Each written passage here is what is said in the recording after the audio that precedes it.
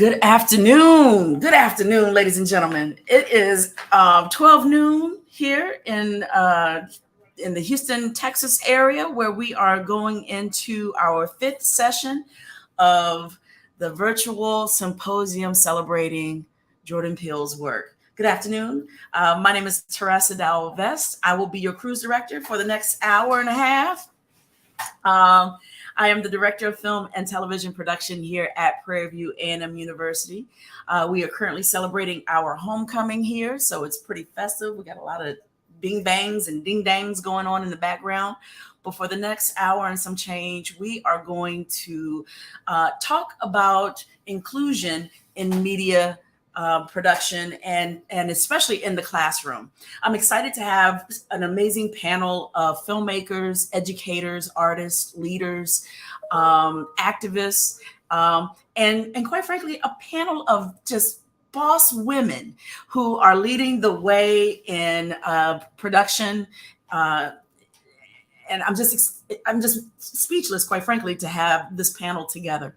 We're going to hear from folks from the University Film and Video Association, from Edit Media, from the Jefferson School, the African American Heritage Center in Charlottesville, Virginia, and the Propel Center.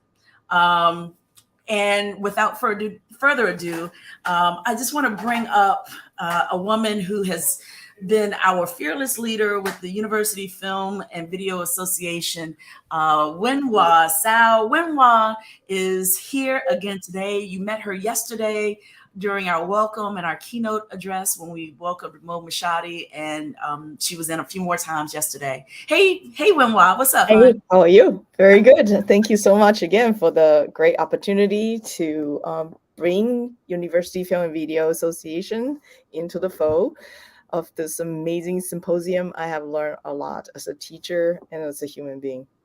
Excellent. So thank you so much. Yeah. Thank you. I appreciate you so much. How do you feel like it's been going so far overall? I mean, I know there've been some great takeaways here and there, but tell me how the symposium has landed on you, and where can we go with it in the future? Well, one of the things is accountability. We can have a great event like this, and we can have a great discussion about be inclusive in all our practice, in our life. But I think the most important thing we need to do is take action to really, for example, I can speak only for UFVA. For me, as a current president of UFVA, I really would like to collaborate with the foundation board members to bring probably set up, my goal is to try to set up a scholarship for minority serving institution students, and possible scholarship to bring in members for minority serving institution faculty members as well, because limited resources. And so I heard a lot of promises, and then I would like to see what's the next step, that real concrete step that we can take to make that happen, to really change the dynamic of our membership, and to be truly multicultural and inclusive. So. Yeah, absolutely. Well, that's my thought. And also definitely on teaching as well. A lot of great presentations from different faculty member you brought in those yesterday's presentation. I'm very inspired about changing how I can use empathy to change the curriculum and assignments. It is one thing to read all these assignments on the Edit Media. It's very different to watch Chrissy's presentation and to have the faculty really explain how that was applied in her classroom and the effect that it have on her student and on herself as well. Yeah. So I'm very inspired by that. Ooh. It's almost like opportunities like this, and certainly when it comes to something like a virtual symposium, our national conference that we have every July through the University Film and Video Association, those opportunities to collaborate and turn ideas into functioning, practical curriculum is among what's most exciting for me in an exercise like this. And so I'm especially excited to have the collective that will be joining us in this particular session. I want to take a moment to actually share with you everyone's bios before we get going, because then we can just deep dive into our discussion and get right into it. I want to first introduce Leslie Scott Jones. Leslie M. Scott Jones is the Assistant Curator and of Education and Public Programs at the Jefferson School, the African American Heritage Center in Charlottesville, Virginia, my hometown. Born and raised in Charlottesville. And when I tell you this sister is doing God's work with the Jeff School, I'm excited for you to hear from her. She's going to give us a historical context and why inclusive teaching is so important, including in the arts. Leslie, she joined the Jeff School towards the end of 2017. She studied theater education at Virginia Commonwealth University. Leslie has been writing, acting, directing since her teen years. The world premiere of her first play, Desired Moments, was part of the 2014 Capitol Fringe Festival, and she has now gone on to write several plays, novellas, short stories, including her first novel, Bookends, which I have a personal signed copy of. That it was the cover of that book just makes me swoon. It's got this really great cover, and it's a wonderful love letter to Black love, basically. Leslie has been active in Charlottesville theater community for over a decade, and she's the artistic director of the Charlottesville Players at the Jeff School. And again, just a phenomenal woman, phenomenal woman.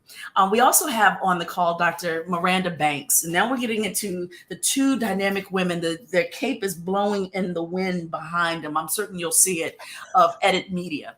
Dr. Miranda Banks is an associate professor of film, television, and media studies in Los Angeles at Loyola Marymount University.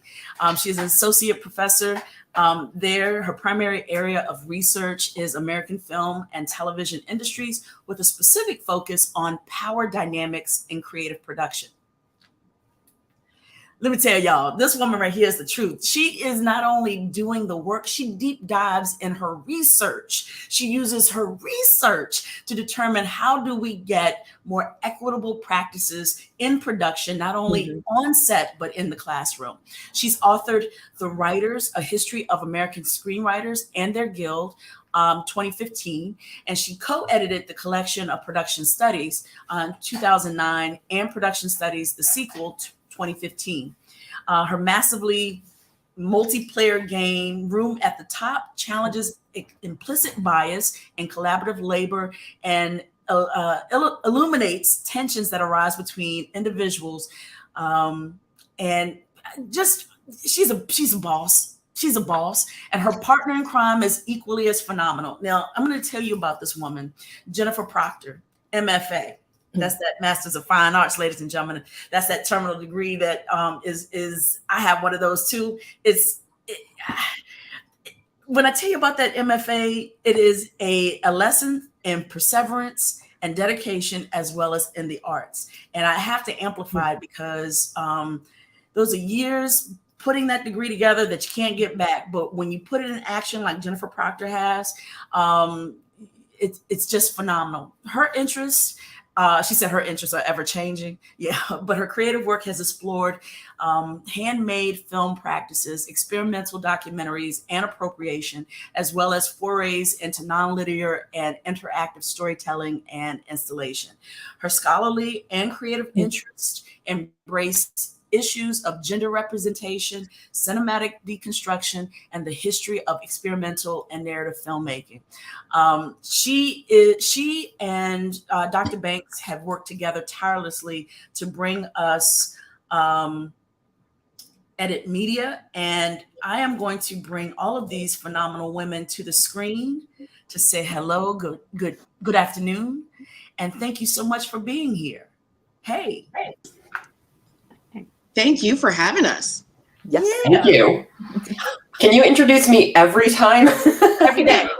You know what? I'll stand at your house and be like, bing, bing, bing. It's 7 o'clock. Good morning, everyone. This is Proctor waking up and joining the world.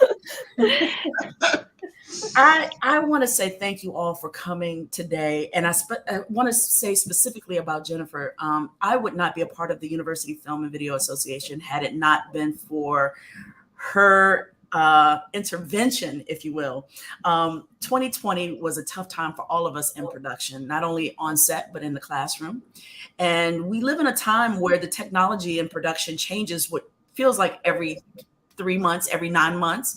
And so to put new technology in our students' hands not only is essential, but to be in presence with them to teach them how to do it is equally important. And with the pandemic, that was impossible for a short period, right? So all of a sudden, I ordered all this new equipment, these new Blackmagic cameras, and suddenly I couldn't be in their presence to teach them how to turn them on. Mm-hmm. So I put together a brainstorming session where I wanted to invite 8 to 10 educators to brainstorm. This is summer of 2020. I wanted to brainstorm best practices, virtual classroom, hybrid classroom, face-to-face classroom during the COVID-19 pandemic. And I reached out to about 8 to 10 people. I put something on Facebook. I'm hoping maybe 10 people will give me some time. And Jennifer popped up and she goes, "Ooh, you should tap into this organization called the University Film and Video Association. They're having the same conversation. No one knows what to do. We're beating our heads off against the wall. How do we solve these problems?" I'm like, "You're speaking my love language. What do I do?" And she said, "Okay, well, let's just cast a net and see who else will participate in this brainstorming session." We went from 8 to 10 people to 126 people worldwide, faculty from all over the globe who had some of the same questions about how to continue production courses during a pandemic. And some of those people came from the University and Film Video Association, but others were just like, "We see this thing happening. We have some of the same questions. Can we join in on the conversation?" And I think because of Jen just kind of emailing me on Facebook and saying, "Hey, you're not alone in this. Let's see who else we can invite." It just changed my life. And then she said, "Oh, and you should join this organization." And so here we are. And then 2 years later, I'm on the board of directors because I believe in what the University Film and Video Association has to offer. I believe in its mission. It has not let me down in terms of reaching out to other colleagues at other schools to collaborate and share ideas. But the one thing I noticed was that I looked to my left and my right and I saw one other Black person, and that concerned me a bit. It concerned me at the national conference to see only 2 HBCUs represented, and me being on the board representing one of those 2, I thought we can do more. It's not a question of doing better, because I think the UFVA does an incredible job at what it does, but I think more is the appropriate word, because I think what we're really talking about is extending our programming, extending our offering, not necessarily victimizing or vilifying anyone and saying, "Oh, you don't do this well, or you don't do this right." It's, we can do more. And so that's how we arrived at this symposium. And we are amplifying the works of filmmakers all over the world in a variety of different ways. And I just want to say thank you, Jen, for just kind of opening this new chapter for me. And thank you for being here today. Yeah. I should stand at your house and introduce you every day. My God. Brilliant. But this is the amazing part, because that open door that Jen brought us, TDV, and because of TDV, we are here with HBCU. There's no way we've been talking as a board member, how do we become more inclusive? How do we reach out? And you gave us the path.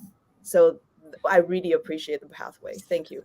Pleasure's mine. It's the work I love doing every day, and we will continue to do so.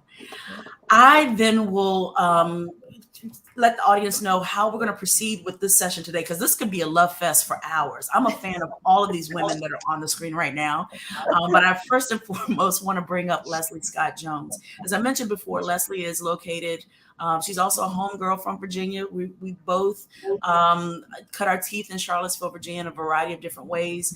But as you all remember, in August of 2017, Charlottesville became the centerpiece of, for lack of better words, and I'll just say it, bufuckery. A lot of craziness that in the name of equality and race and different things became the center of a conversation that spills over into our classrooms, certainly. As we talk about things like critical race theory and queer theory and intersectionality and all the different pieces of scholarly conversation that looks at race and gender and identity. Leslie does this work on the ground in Charlottesville. And I just want to say thank you so much for doing that work. And without further ado, what I would like to do is turn the table over to Leslie, as she will give us a historical context of why this work is so important. Leslie? Absolutely. So yes, first of all, 2017 was interesting. I was actually in the process of directing Jitney by August Wilson. And so August 15th, my entire cast came back together for rehearsal that night. And every single one of them had been counter protesting on the street over the weekend, and nobody wanted to be in that room. Like, no one wanted to be there, including me. But because I was the director, I had to come up with some reason for them to be there. And I had no idea what I was going to say to this room of 6 men and 1 woman cast. And I just said to them, it is no longer about doing a play or even doing a play well. This is now about proving our humanity. And that seemed to be the thing that got us through doing that show at that particular time. So I do have for some reason, my slides don't want to show, but that's okay. We're gonna fix it. Not a problem. While she's working on that, because I just saw that too. I saw that blip up and I was like, oh, you know what? I have some questions as she pulls that up, which she is managing right now.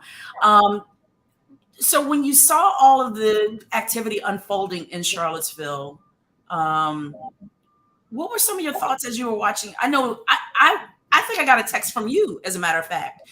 Do you see what's going on in Charlottesville right now? And I was like, what is going on in Charlottesville right now? I had no idea what was happening, because I was here in Houston, and suddenly I turned on the news, and it was the night before. It was the first day with the tiki torches on campus. On campus. So that was the 11th. Yeah. And I wasn't there. I wasn't in person on the 11th, but on the 12th, I wasn't marching with everyone, just because that's not a space that I feel comfortable holding. Yeah. But what I did was I arranged at a local bar and restaurant to have like an artist's showcase, basically. So anybody that wanted to like come and like, you know, play a song or share a poem, or, you know, we had these huge pieces of paper lined out on picnic tables for people to draw, like whatever kind of art you engage in. It was like, just come and do that, like in opposition to what's going on over there. Yeah.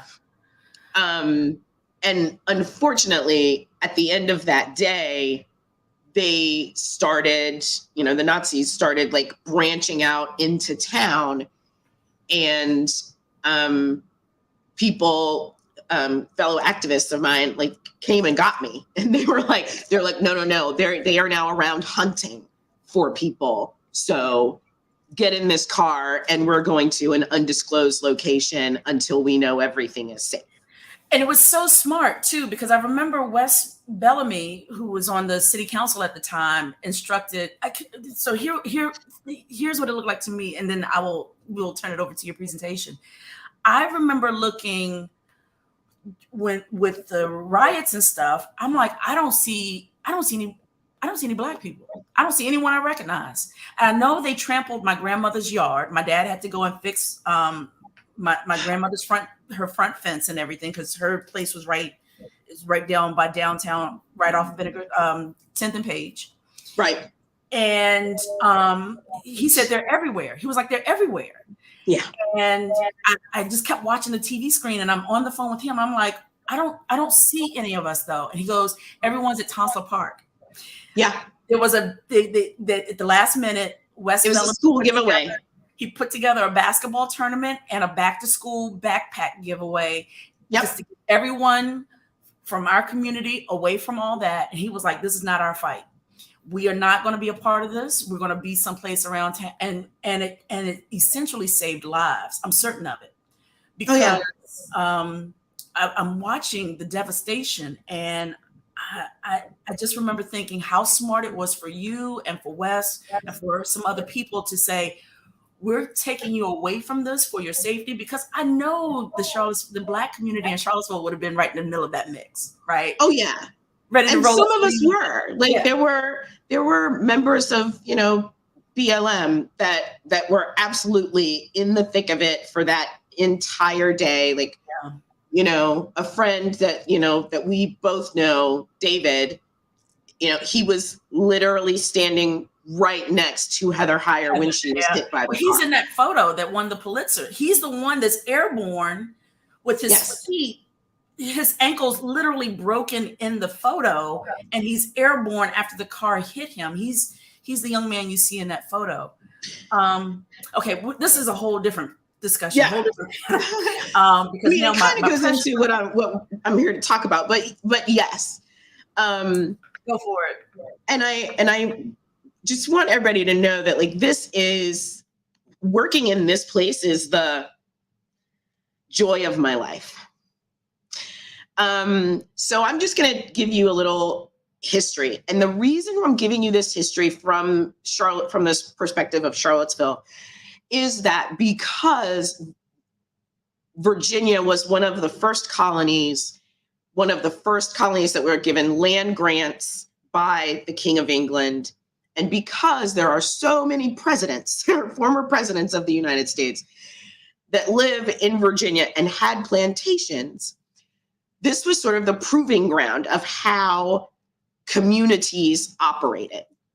So Charlottesville is a litmus for every other community in the nation at this point, right? So if we go from 1790 to 1860, you can see that the population in Charlottesville, which at this point, Charlottesville is not an incorporated city.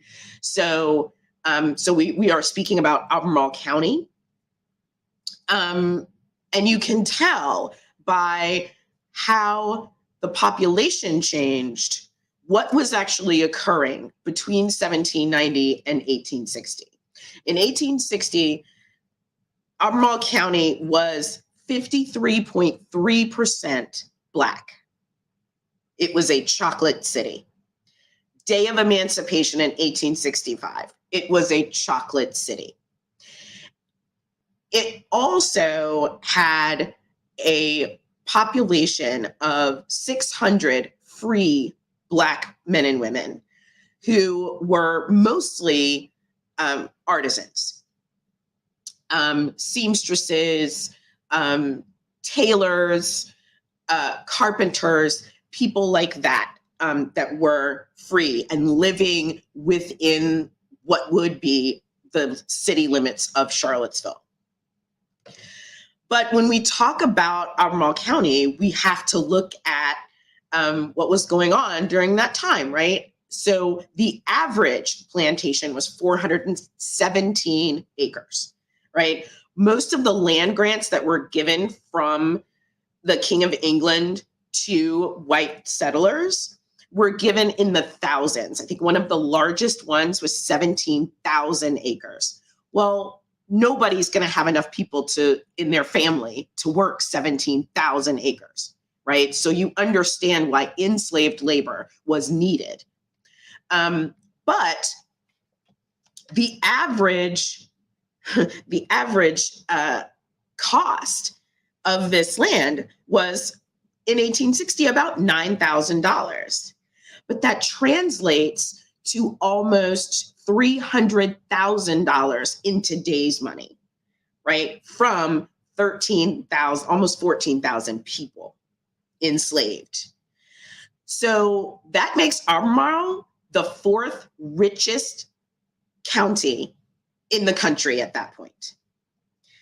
And all of that is because of enslaved labor. So the very first thing that Black people in Charlottesville did at emancipation was form a school.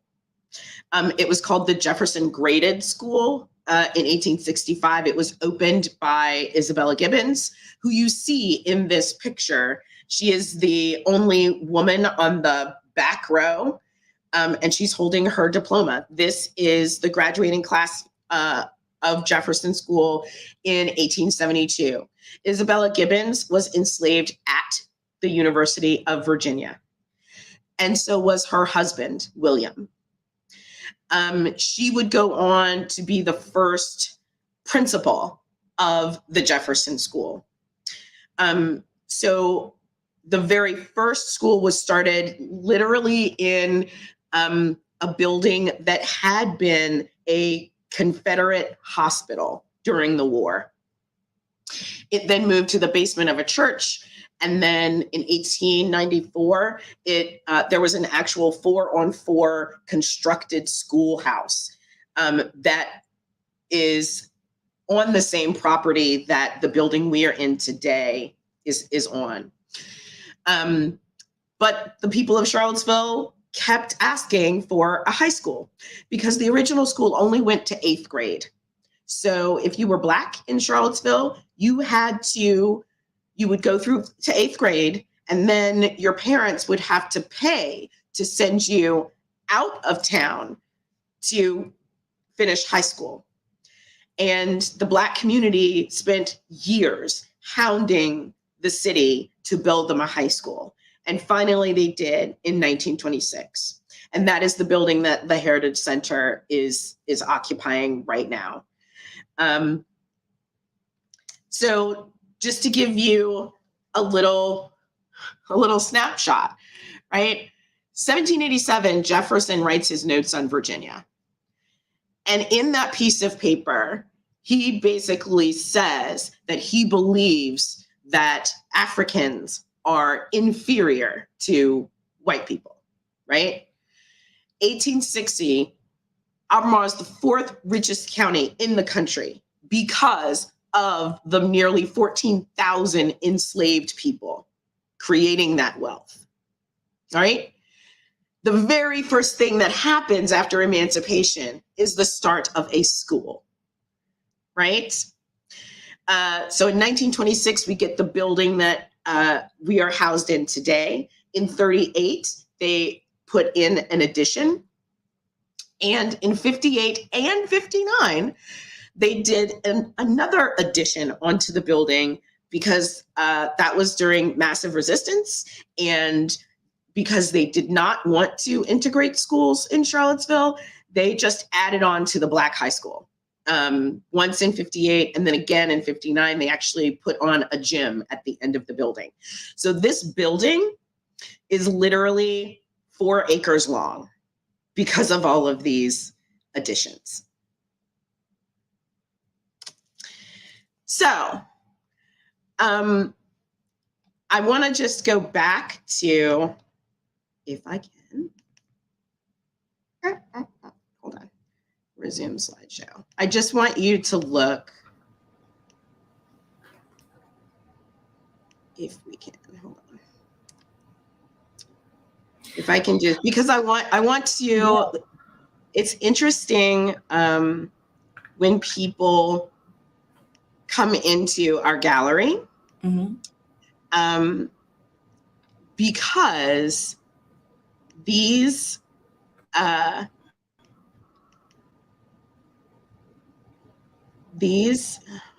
we'll go back to where it's supposed to go to. The photograph that is in our main gallery is of that graduating class. And the one thing I always ask people is to look at that photo. Hold on. If I can get this thing to do it right. Technology, it only works when you... Trust me, Chuck, we've had all kinds of ups and downs. While you pull that up. So here we go. Okay, you got it. Okay. Now, let me just the image that you shared with us during your presentation just short of brought me to tears.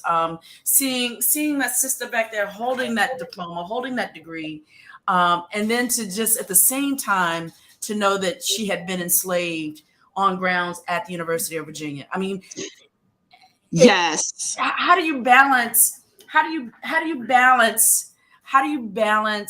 being a space of higher learning and human elevation while at the same time being a space of human bondage, right? It's difficult to negotiate that even still today, but yeah, this is just a remarkable image. So when I give tours, I always stop at this image and ask, what do you see in this photo? Right? What jumps out to you? Yeah. What jumps out to me? Is that the real question? That's the real question. What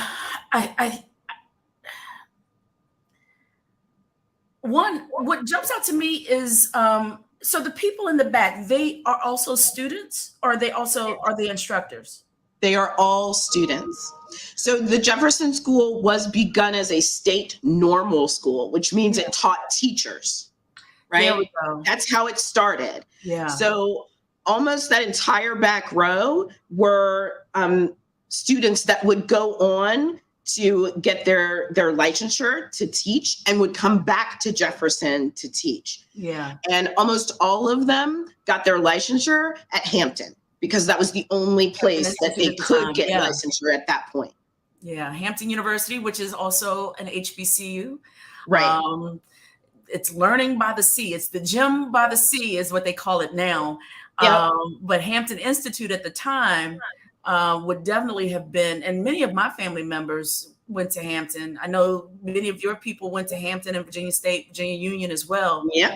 But this is the beginnings of inclusive teaching in the classroom. Yes. And the Jeff School is a part of that legacy. This picture is phenomenal. And I love, they're holding diplomas, they're holding books, they're holding a globe. Look at this picture. They are all dressed in their Sunday best, right? This was not a jeans and t-shirt kind of thing. It was no, we have accomplished something. We are proud of it. Yeah. And what I tell people is that we always hear about performative Blackness in a negative way. This is the positive way, right? They knew that this picture would be looked at as an example of who they were. Yeah. So they chose to present themselves to the world in this way. Yeah. Right. Even Anna Gardner, who was the white woman who came down from the Freedmen's Bureau to help them set up the school. This photo was taken in 1867. 2 years after this, Anna Gardner is gone. She is gone. Isabella takes over. Right. But look how she positions turned herself in the photo. She's not facing the camera. She's turned herself profile because she understands that she is not the center of this. Right? She is an abolitionist that traveled all over the country, starting these helping Black people who had just been emancipated to start schools. Wow. I'm looking at the little man behind her holding his lapel. He is so proud. Look at him. He is determined. He's just like, education. Right. All of them. This is such an amazing testament to where we come from and where we are now. Leslie, thank you so much for this wonderful presentation and this great historical context. Absolutely. It's just a thimble. It's like an edge of a fingernail of an amount of history that goes into what it means to provide inclusive education, inclusive teaching. My family definitely recalls massive resistance where Governor Lindsey Almond refused to integrate schools in Virginia, so much so after the Brown versus Board of Education ruling that he closed down every single school in the Commonwealth of Virginia except Jefferson. Jefferson stayed open because it was all Black. Because the light is always on for education, boo-boo. But yeah, every single school. And so some schools closed and reopened, months later, weeks later. But schools in Fairfax County, by and large, stayed closed for almost 12 years, which is why Fairfax County has among the highest number of private schools, because private schools then took off during that time. They were like, well, the schools are not going to be open. Yes. This church is going to open a new school, or this community is going to open a new school. And that's what Charlottesville did too. Yeah. So you see this kind of like this uptick of private schools all over the Commonwealth open up, and it's directly connected to the insistence that we do not have an inclusive environment in education. With that, I would like to bring in then two women, and Wenhwa is going to do a proper introduction of these two women who's made it their mission then, in particular with the creative arts and in particular with film, to make sure that we are always doing work that's inclusive with all voices and all stories. Wenhwa, why don't you do us the great honor of bringing up our two illustrious guests representing Edit Media? I couldn't do any better than what you have done, but I can talk a little bit about Edit Media, how I learned about it and how I brought it back to my institution. So I guess it's several years back when Edit Media was brought to our attention in my attention in UFVA. At that time, I wasn't a board member. I was just a member. And a couple of my colleagues were there and listening to the presentation of Edit Media, and there's a big committee of folks working on these, vetting the proposal and getting the proposal up and working, and Jen presented the website. And I'm just blown away thinking, wow, this is amazing. I don't have to show certain Birth of Nation film as a clip in my class because I have other resources. I don't have to show Godfather in my class to do parallel editing.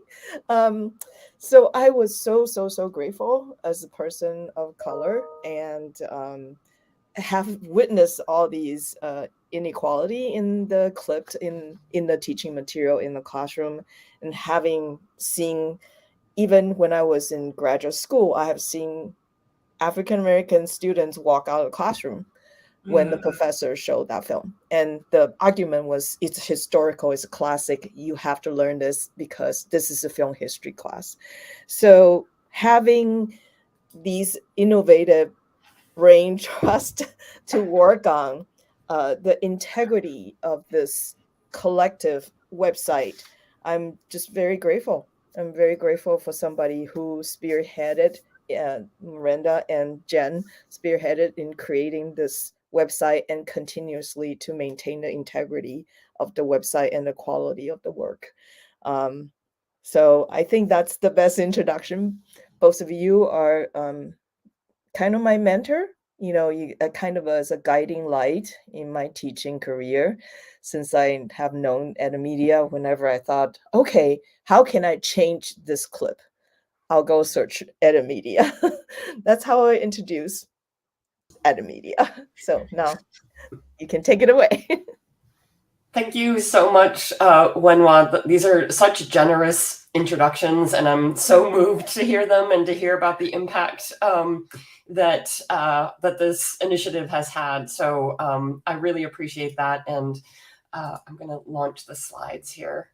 And as Jen does that, I will just echo the same thing. I'm so touched and honored to be a part of this, and for Edit to be a part of this. And while Jen and I are here representing Edit Media, there are many of us here that go beyond the two of us. So we really encourage you, as we're talking, to look at the website and to continue to connect. But I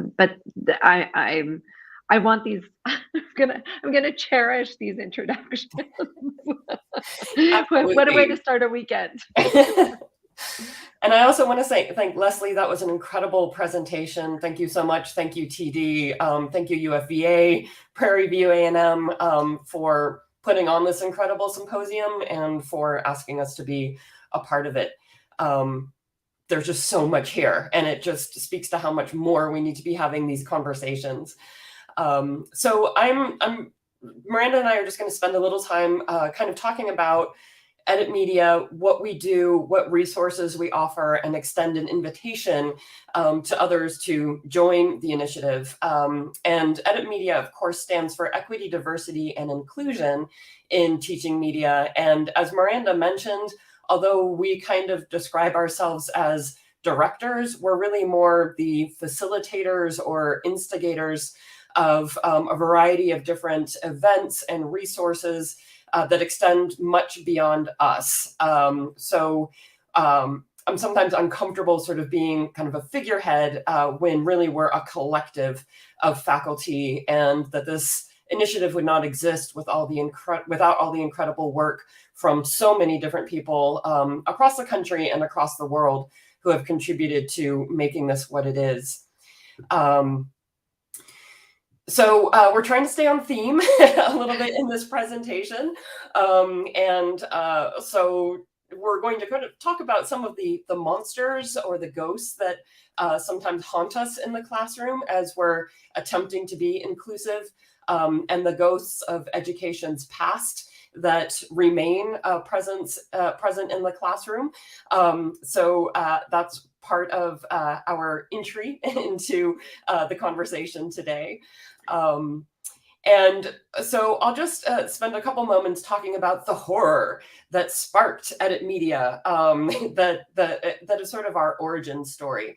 And Edit Media really did grow out of UFVA. It grew out of conversations that were taking place in the Gender Caucus, in particular about the uncritical use of violence in general, but in particular against women in student films, and how some of us were attempting to address that, but it clearly was not being addressed appropriately or significantly across the field.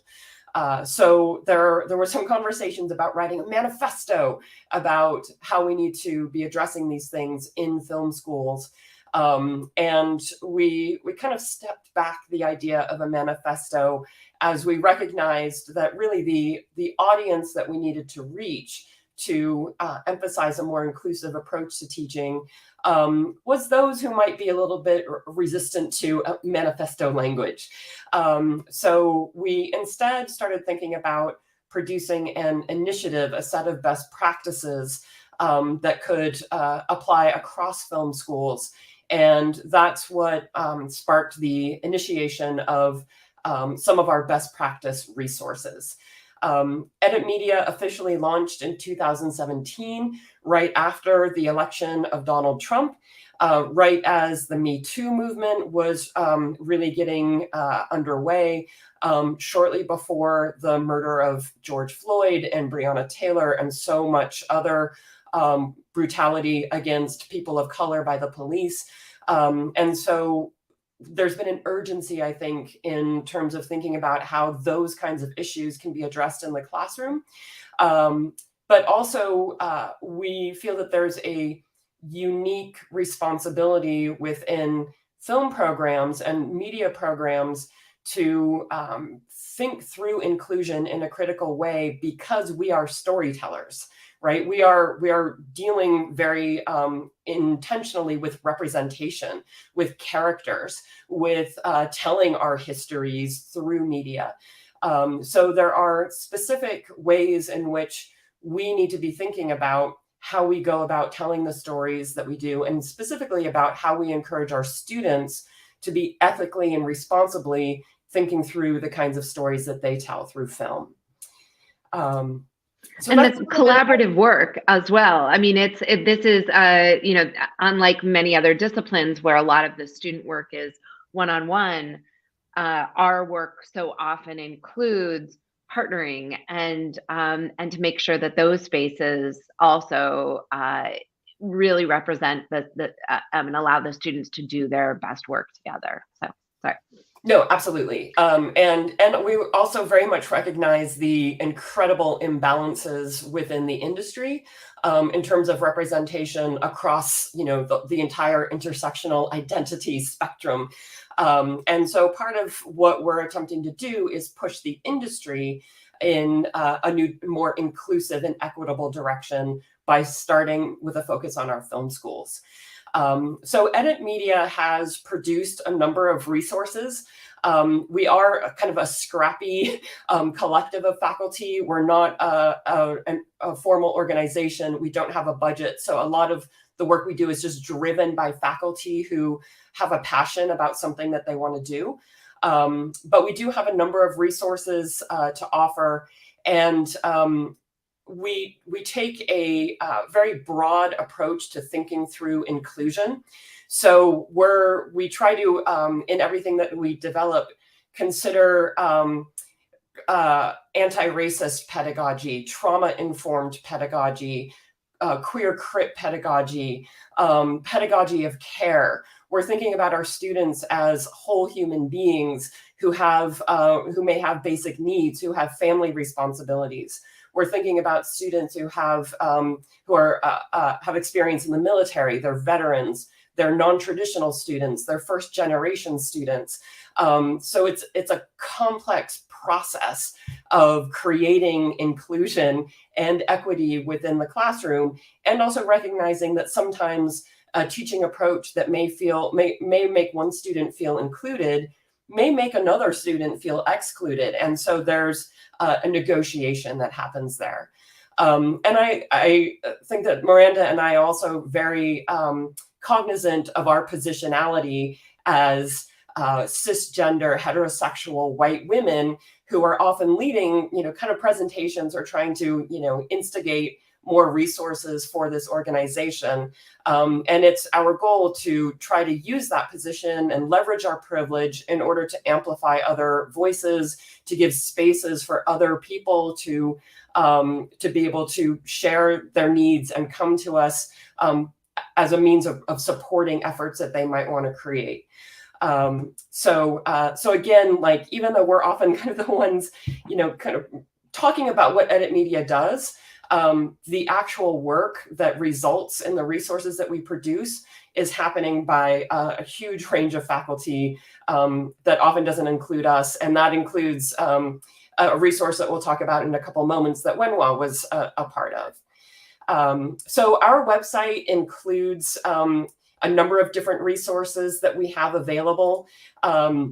The sort of hallmark, initial resources that we developed are the Edit 10, which is a set of 10 best practices for inclusive teaching specific to media production.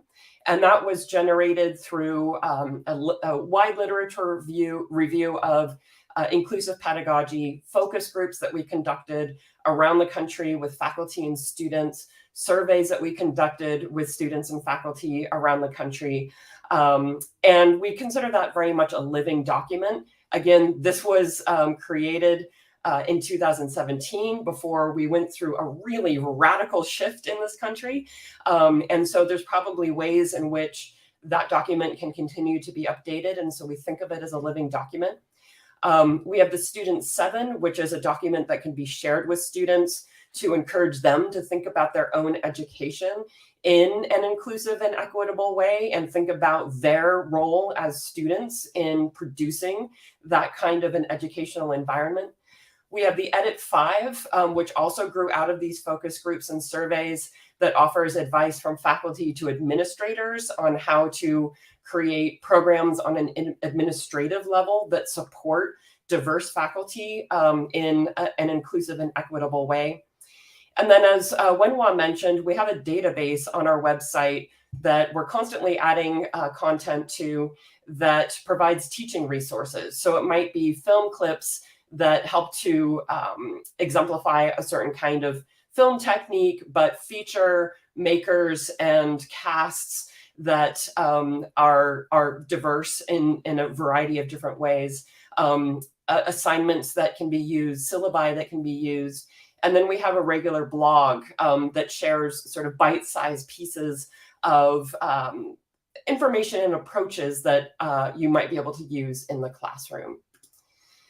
So this is just a little example of what our teaching materials database looks like. So you can search it by keyword, you can search it by type of resource, you can submit your own if you have some that you would like to share, and that does go through a sort of peer review process. So it's something that you could include on a CV as an example of something you've produced that's been peer reviewed. And so then I think I'll turn it over to Miranda, who can give us a quick overview of the Edit 10.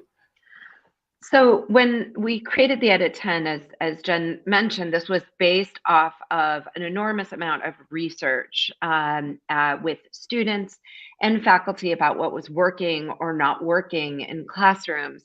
And at the goal of this, what we really believed was that, no student can be open to learning, and no faculty member as well can be open to inclusive teaching if we don't feel safe in the place where we work and where we learn.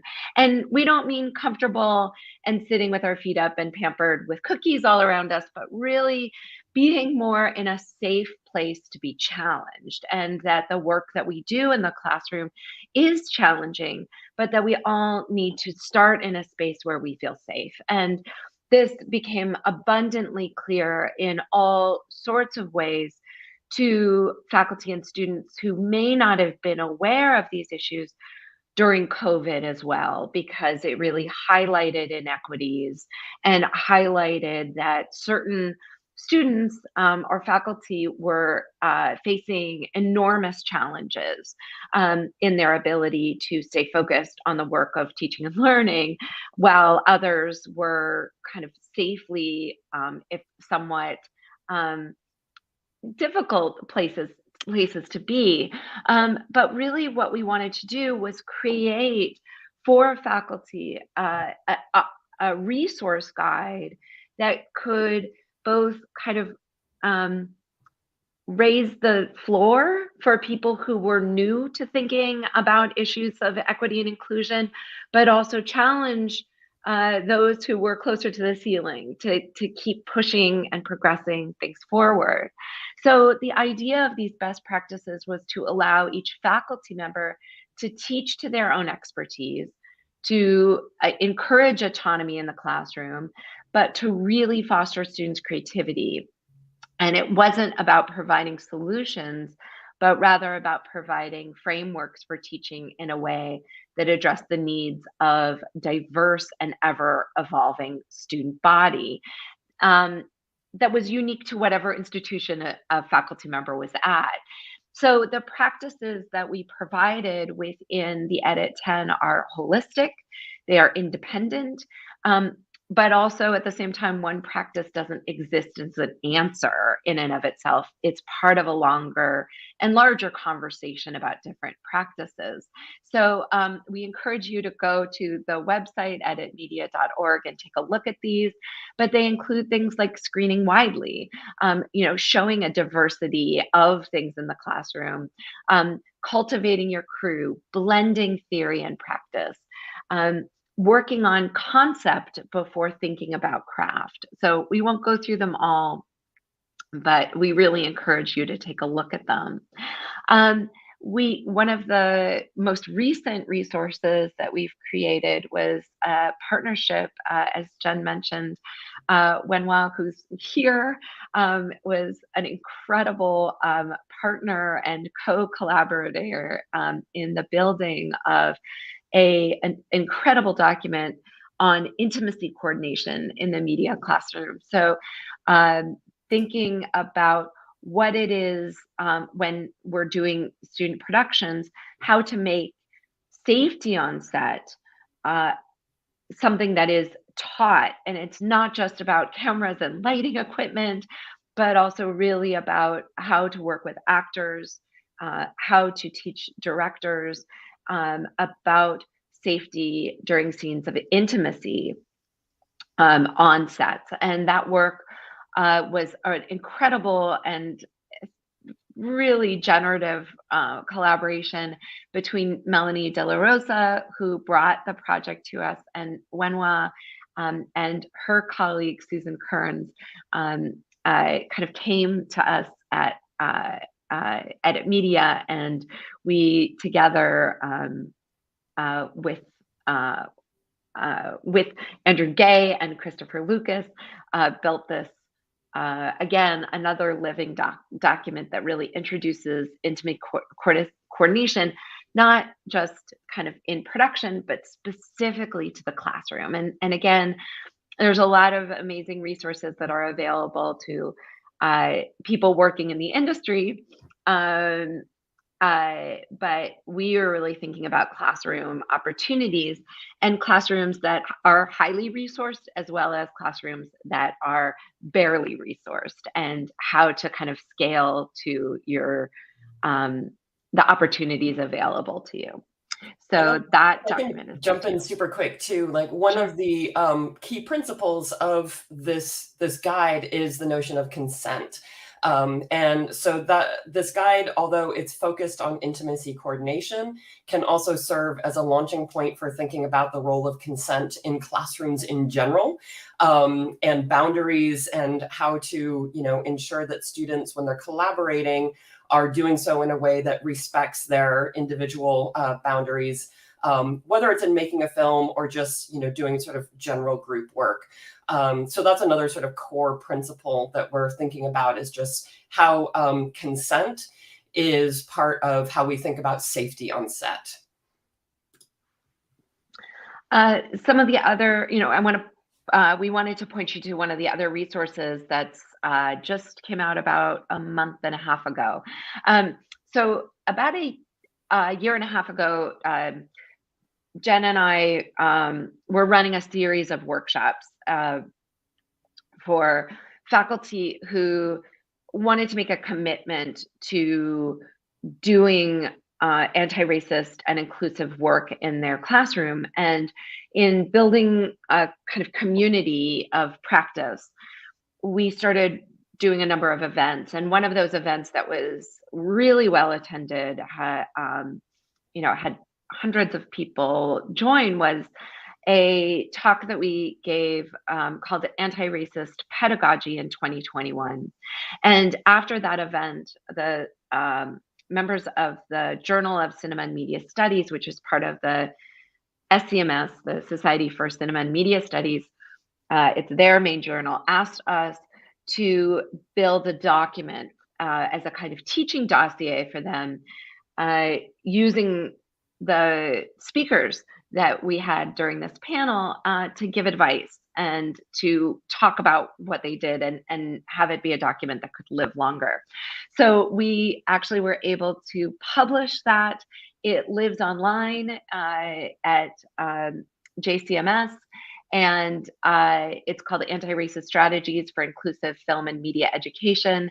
And included among the people who wrote pieces for it are people who work in various fields, so in production, in screenwriting, people who are faculty members, people who are graduate students who are both kind of teaching and learning, and as well as people who are department chairs and deans. So we were really attempting to think about, at every level of teaching and learning, how can we do this work? So we really encourage you, as well as you think about these documents, to not just explore them yourselves, but to use them as resources to share with your departments and your colleagues, because they are really holistic documents that hopefully will be useful for you. So we continue to keep doing all sorts of work. Our big project right now is to look at best practices for inclusive teaching in film and media studies. So really looking at the studies classroom and what can be done there to do transformative work. And Jen's done some incredible research that we're gonna soon be writing up. Great. So that's sort of a quick overview of some of the work we've done so far. But again, our work is ongoing and ever evolving. And we are very much here to provide support for any projects or ideas that anyone would like to bring to us to try to make happen, that we can spread in supporting more inclusive teaching approaches in our fields. So we are always welcome for more, always open to more conversations, more ideas, more needs that need to be met. And so we join anyone who might be here to reach out to us, or even just to join our mailing list to find out about future workshops or resources that we'll be making available. So thank you so much. Can I just put in a word here? All these are voluntary work that they put in outside their teaching and administrative time. And that's why it's so admirable in a way that it's really wellness-centered practice that they are focused on beyond their professional creative work. Yeah. On top of everything else they do. I was just about to comment that very thing too. I was like, how are you doing this without a budget? You said that before you began. It's not it's not funded with any sort of external support. Who could we call on to champion this organization with some sustainability funding and get you all the support you need to keep this work going? If I'm telling the truth about it, it's one reason why I do want to highlight the Propel Center a little bit, because for what they do for HBCUs,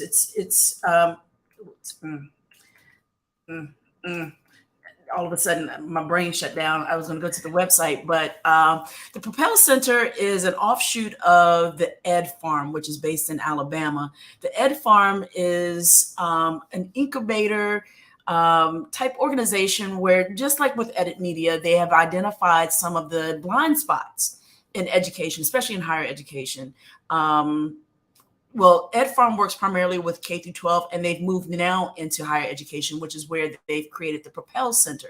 The Propel Center is now based in Atlanta. In fact, I think they're going to take up residency at Clark Atlanta University, which is a major HBCU in the Atlanta region. And what they are charged with doing is identifying programs, not just in arts and entertainment. They also give grants to universities that have new health initiatives. So to kind of close some of the gaps in ways that health opportunities, health services, insurance, those sort of gaps in Black and Brown communities that are also serviced by HBCUs. They've given funding to new and innovative programming in that respect. They also are identifying programs that have that are developing new political voices so that we can have more representation in political arenas. And, just encouraging young people to participate in the political process, to engage in all things that our Constitution says that we have the right to participate in.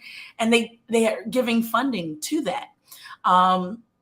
Apple the Southern Company and Georgia Power, along with Disney, have partnered with Propel Center. Apple alone gave Propel $3 million last year to divvy up how they see fit to support programming at HBCUs. And PV, my program, was actually one of the recipients of one of the first grants. We won a grant for $300,000 to produce a new show called HBCU Today. And with HBCU Today, that's what we're doing. We're amplifying what's happening in the way of teaching, service, and research at our HBCUs to bring up our, not even so much bring up our research profile, but let the world know that we too participate in research and create new ideas and solve problems.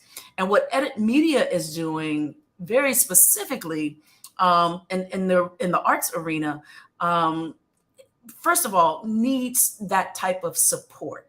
And so if you're listening, if you're watching, and you know of a foundation for which this is the mission of Edit Media is aligned, let's make those connections so that we can give these soldiers in the arts some support in doing the great work that they are doing.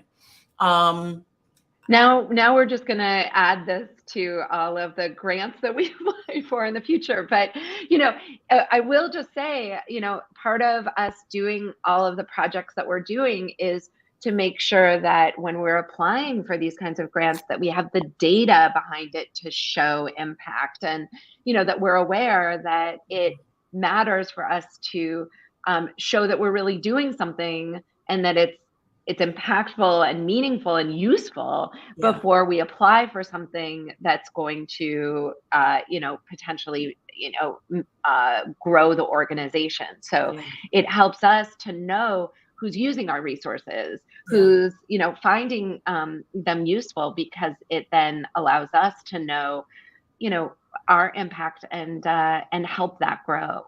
Yeah, absolutely. So I know that Kenneth is not available today. Like I said, I just talked to the president of the Propel Center. In fact, he's texting me again with many apologies that they cannot participate in today's conversation. But we will connect Propel with Edit Media. I think in terms of the direct mission of supporting HBCUs, I don't know if Edit Media falls into that, but we can make the connection, because what we will do is connect Edit Media with HBCUs, and then through that lens, get money to Edit Media to do the work that we're talking about doing. We're going to figure it out. There's always a way, ladies and gentlemen. There's always a way. Okay, so in this part of our conversation, let's open it up to some dialogue within our group. I'm going to bring Leslie back into the mix as well. She's over there engaging her brand new puppy. I can't help it. He's so cute. Yeah, whatever, cute stuff. I wish I had cute stuff in here. Jen has a kitten, a cat over there walking around, cute stuff. Leslie, listening to the work that Edit Media does, and given the historical context that you initiated this conversation with, tell us, through your lens, how can we use an organization like Edit Media, or specifically Edit Media, on a broader scope? Whether it's through HBCUs or K through 12, their services really do help faculty in particular with ideas and innovative ways of approaching the arts in the classroom. With your experience, in what ways could you see them fulfilling a gap? I think, well, one of the things that the artists that work with me run into is they are not taught how to enter art through their own lens, right? So a lot of artists that work with Charlottesville Players Guild are pleasantly surprised when I tell them that, we work from within the Black aesthetic, which means, a lot of the things that you learned in normal, and I'm using quotes, normal practice, just don't apply here. There's a very different way of entering the practice that the Black aesthetic offers. And I've had actors come to me afterwards and be like, wow, I never even, like, nobody taught me this. It's like, right, because unless you have a Black theatrical teacher who also had a Black theatrical teacher, like, you're never going to get that.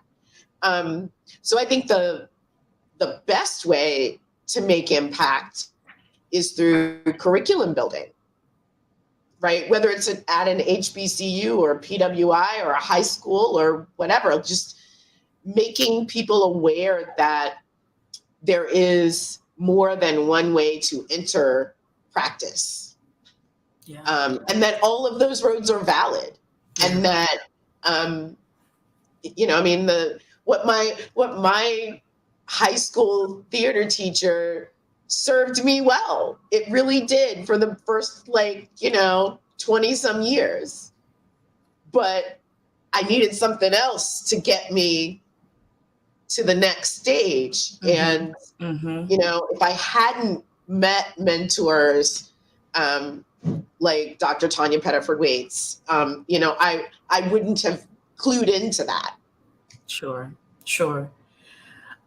It sounds too that with an organization like Edit Media, a big piece of it is really getting the word out that you exist, that your resources are available, first of all, in a virtual context.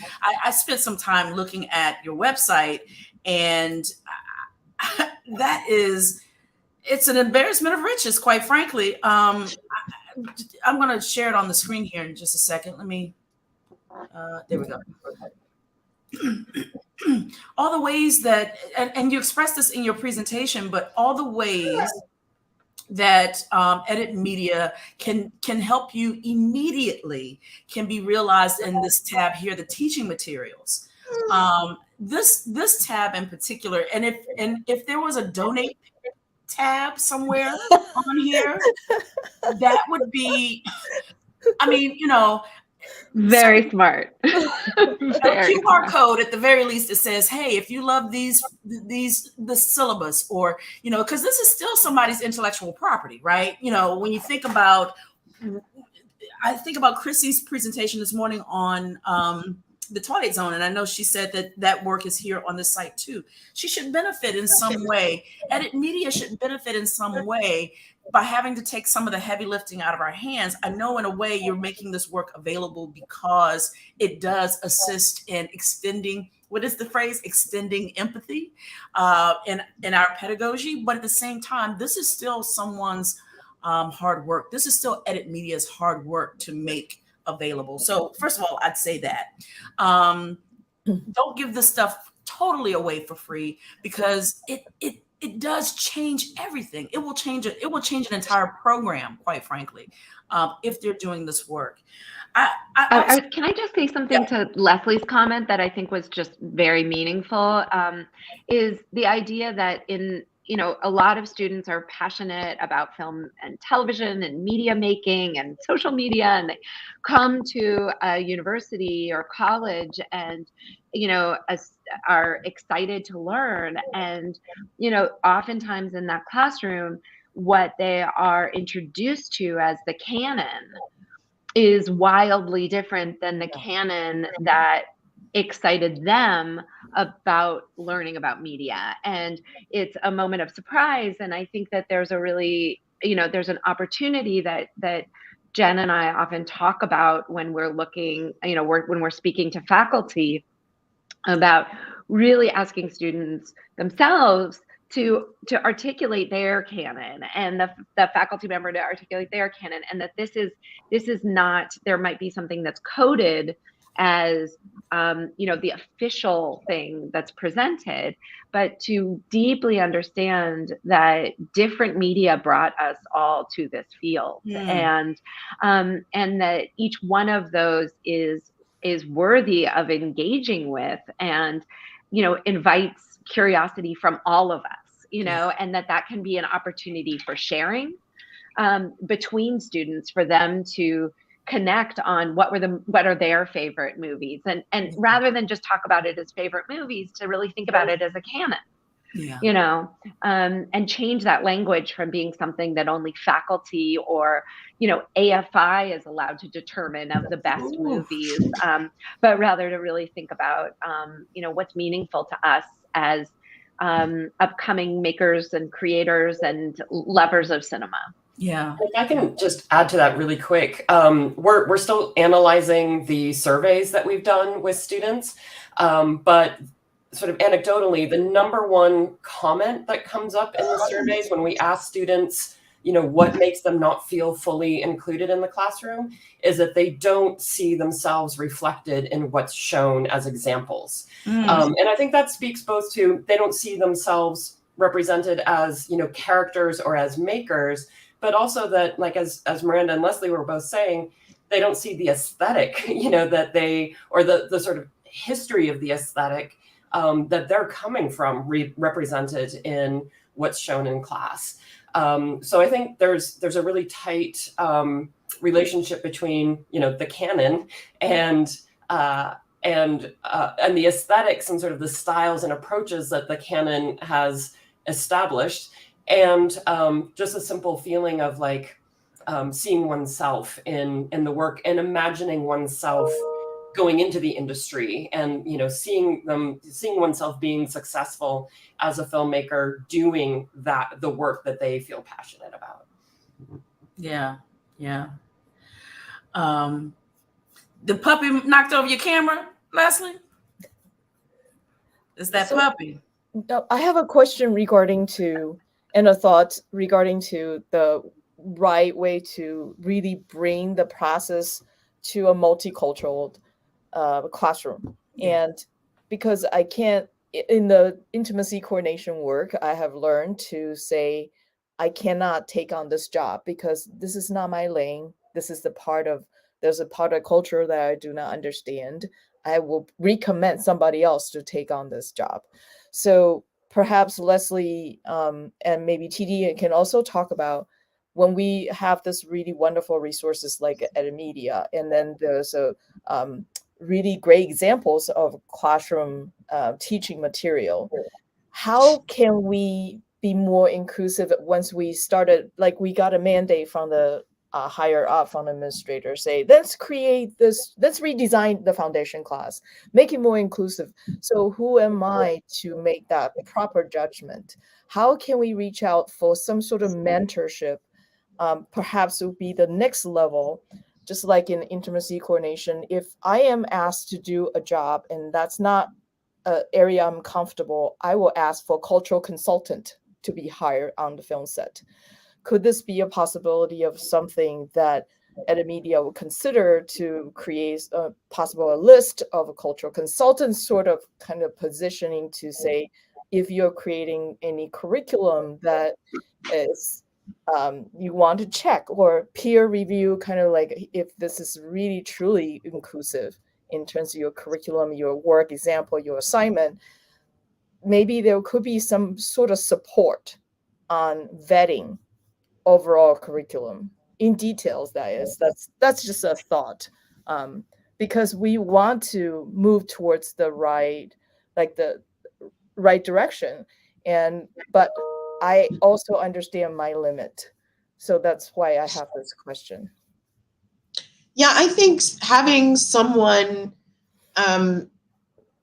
to look at your curriculum and say, hey, this thing is missing, or you might think about adding, is a great way to make sure that what you're presenting is a full representation of the American canon. Like if that's what you're teaching, like I always tell people, like there's Black theater and there's white theater, but all of it really is American theater. Right? It's all American theater because it was all created by people who lived an American existence. It's just that society has said that those two existences are vastly different. So people learn that Western, right, way of doing things, and that has been canonized and approved because academia approved it. And the Black canon still exists. It was created right alongside the white canon. It just hasn't been accepted by academia to the point where it is rote to put it into a curriculum. We were discussing yesterday in another panel the history and I guess the verbiage around Blaxploitation during the Black Arts movement of the 1970s. And it really is all about positionality, right? Because if you were to ask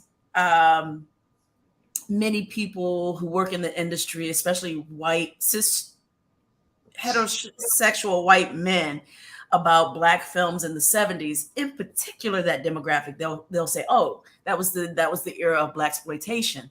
And you ask people like myself or Leslie or folks who are a bit more extending empathy, understand, what's more inclusive in language, you would refer to it as the Black Arts movement. And it's this idea of perception and perspective, right? And it sounds to me, and maybe Jen and Miranda, you can expand on this some, in your work, how much of it is about teaching the humanities and not just technique and technology and theory and focusing on the art itself? How much of it is about, say, let's put the cameras aside and let's talk about relationships. Let's talk about empathy. Let's talk about perspection and perception. Allie yesterday, I'll ask the question and I'll let you answer it. Allie yesterday said something that was really interesting about some students in Nashville and in Tennessee in general, getting some of the students at HBCUs to film some of the civil rights stories out of Tennessee in general and in Nashville and Memphis. And I said, well, why don't the students at the PWIs shoot those stories too? Like, why don't the students at the predominantly white institutions also cover those civil rights stories? Why does that must fall on the shoulders of the HBCUs? Mm. And it then isn't about people not wanting to cover it. It's more about perspective and perception. So how do we teach that as well? Is there a way to teach a bunch of white students, hey, these stories are a part of the American story too. You should tell these stories as well, right? How do we teach that? I mean, I think that's a fantastic question and one that I know that I'm constantly grappling with in my own teaching. But I do think that empathy becomes sort of the critical lens for approaching that very question. And I've been thinking about this a lot. Like, empathy itself is a creative act. And what I try to teach my students about empathy, because storytelling is all about creating empathy for characters, including characters that we might not like, right? We still might have empathy for a villain. But empathy, I ask my students to define it, and they'll often say, well, it's walking in someone else's shoes. But we try to get a little bit more nuanced about that to consider that it's not imagining yourself in someone else's shoes and what you would do if you were that other person. It's imagining what it's like to be them. And that requires research. It requires understanding. It requires talking to people who are different from you. And that's often, like, especially for my more mainstream students, something they haven't really considered before. And really kind of thinking about the research that you need to do to ethically and responsibly write characters that are different from you and have different experiences from you. So it's, to me, it's fundamental. Like, you can't be a storyteller if you're not thinking about those things, period. So I think that's for me what I'm really thinking a lot about. And it requires, empathy requires imagination, right? It requires being able to think outside your own experience. And so I find that can be a useful hook for students, because they want they want to be creative, they want creative freedom, and experiencing empathy, which then becomes like a responsibility, is still part of creativity. So that's how I've been thinking about it. And we all need to be thinking about it, ladies and gentlemen. Go ahead, Leslie. She took us to church. We've been doing it a little different. I teach a class called the Black Theatrical Voice, and it's a 10-week class, and each week we read a play, and we go through the themes of the play, the storyline, how it's different, but we start from the Black aesthetic, meaning we're talking about story, not plot. Meaning we're talking about a continuum, of a transformative continuum, not a linear plot line where everything is wrapped up in a cute bow at the end. Right. And something that I started last year, which has gone really well. Every week there's a section of the class that's called What's White Supremacy Got to Do with It? And it takes each play and it talks about the tenets of white supremacy and how these tenets are played out in this piece of art, right? So it's a linkage. And then the conversation just organically happens where they're like, oh, but I do that in my real life. Do you? You do that in your real life? Oh, and you never noticed. Okay. Maybe you should go and think about that. You know, like, so yeah, like absolutely empathy is a thing, but I think the next step is to show them how these things play out, how they are so ingrained in our society that we just do them without even thinking. Yeah. Because once we're aware, then there's like, oh, wait, that's right. I just got taught about duality and how that's a concept of the Black aesthetic, and not everything has to be one way, both and, right? Yes, and things can be two things, opposite things can be true at the same time. Oh, okay, yeah. And then you can live into it, right? I don't know. I hate to be the cynical voice on that last thing you just said about building that muscle of empathy and folks being able to do that as they walk and talk on this. I think things like social media gets in the way of that. I think with platforms like social media, where it is so important for each of us as individuals, where 8 billion people have the possibility to say exactly all the things that they're thinking, and because the internet has no tone, there isn't a sense of being able to get a feel for how a person says something or means something. We live in a time where our main instruments do not encourage empathy. It does not encourage the practice of thinking or having a critical thought on a tweet.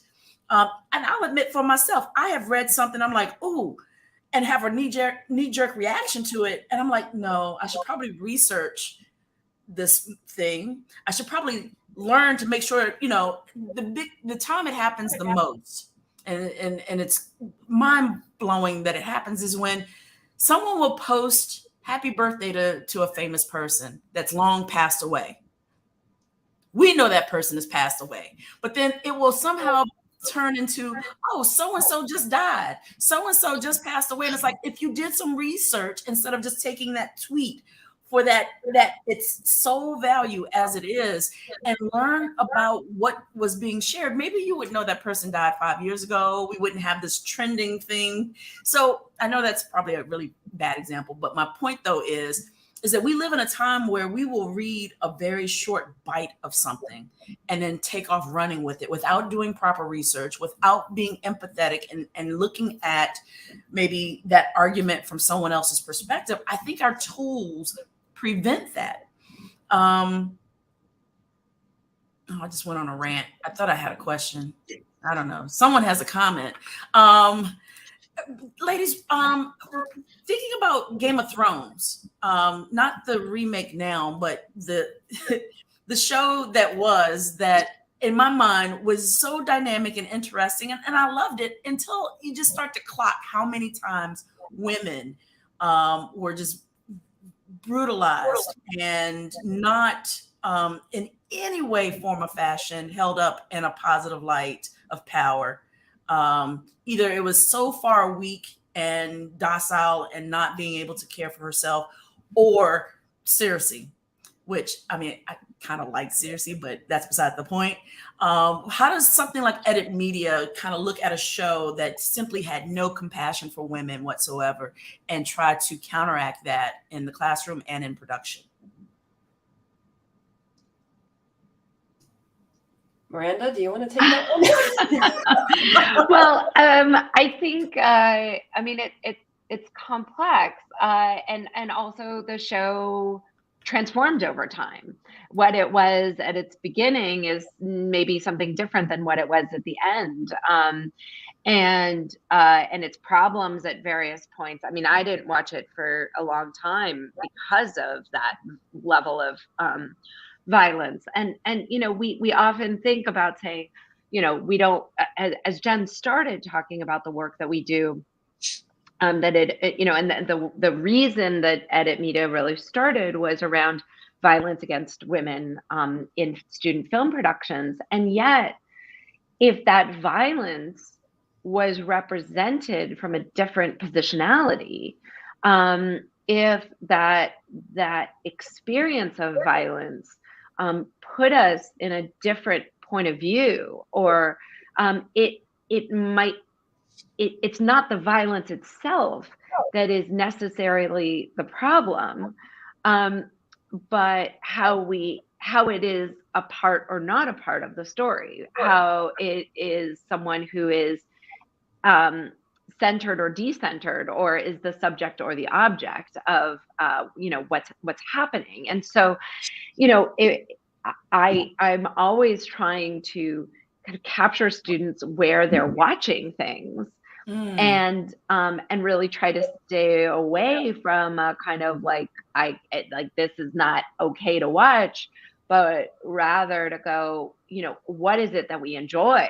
Where is this show succeeding in its storytelling, and how is it building out these characters, and yet where is it also failing particular characters? And if we can look at two side characters and see how differently they're treated, how much story time they're given, how much perspective, how much kind of vision, and how much we see the world for their point of view, then we get to see, you know, this you know, what's white supremacy got to do in fantasy land of Game of Thrones, you know, and how is it creating these different kinds of narratives, even in the realms of the fantastical or the science fiction, right? And yet at the same time, it's not.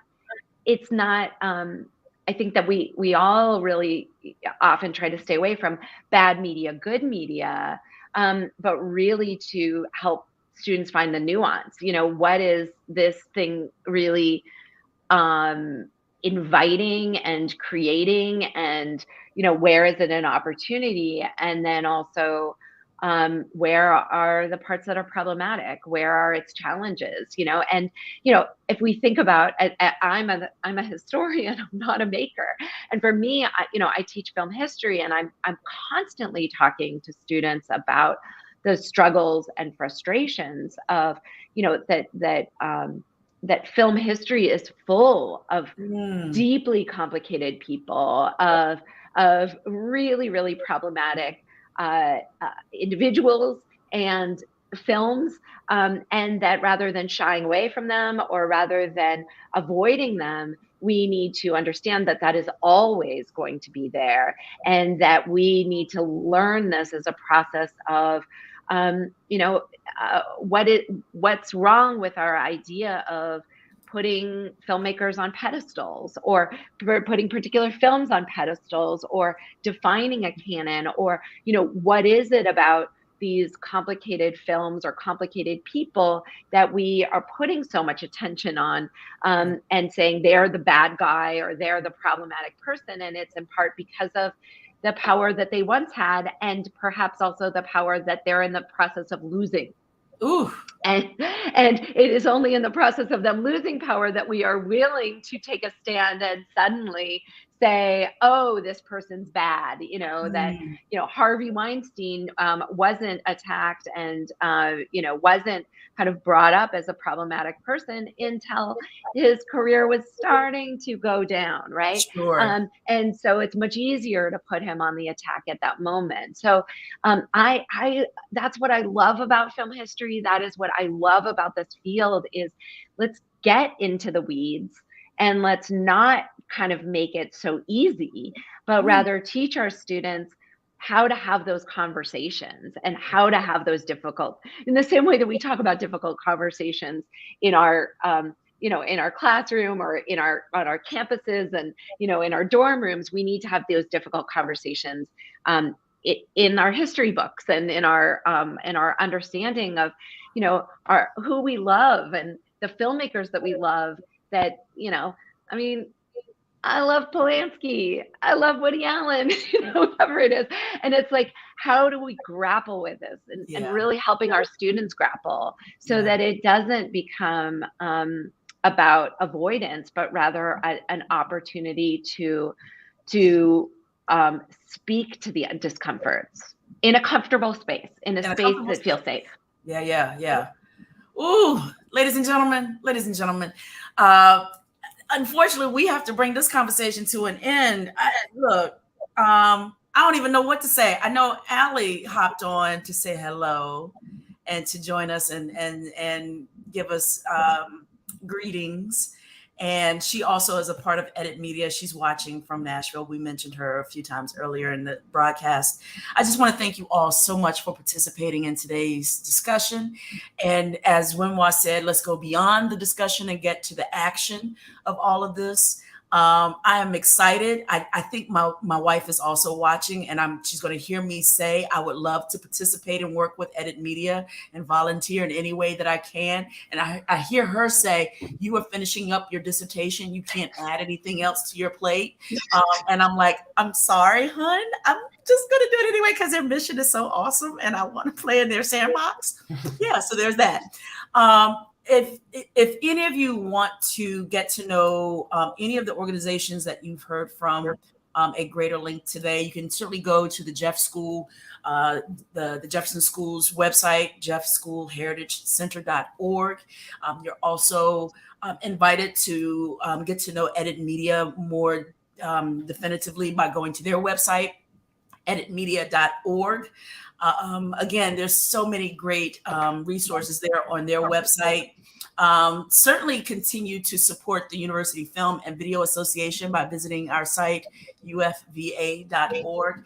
And ultimately, with this particular symposium, you can see all of our previous programming at the website, KPVU-TV.org/symposium. I think there may be one more comment.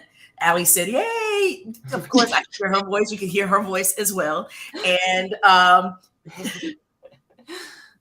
meetings. Of course, there's always meetings. Meetings are always in the way of things. But you know what? Allie is supporting us from Nashville, and we say thank you, and we love you dearly. I am going to preview what we are seeing next at 2:00 today. We have yet another panel of amazing scholars discussing the intersection between history, realism, and cinema. We're going to look very specifically at Lovecraft Country, Candyman, Black Klansman through the lens of the work of Laura Johnson. She's a student, actually, at the University of North Carolina at Asheville. She's going to present her work, Peeling Back the Layers of Black Horror. And you can notice there on the screen, she's using Jordan Peele's last name as a play on words and peeling back the layers. Also, we have Dr. Cynthia Barron. She is going to pay homage to the brother, Michael K. Williams in Lovecraft Country. We lost him in the last year. Talented performer, great person on the planet. And Dr. Barron from Bowling Green State University, she will give her presentation, Michael K. Williams in Lovecraft Country, giving expression to the horrors of realism. Let me tell y'all, I'm so excited about this conversation that's about to happen at 2 p.m. That I'm about to pop, because when we are talking about Black horror cinema, we are looking at a genre of art that heavily relies on American history and realism.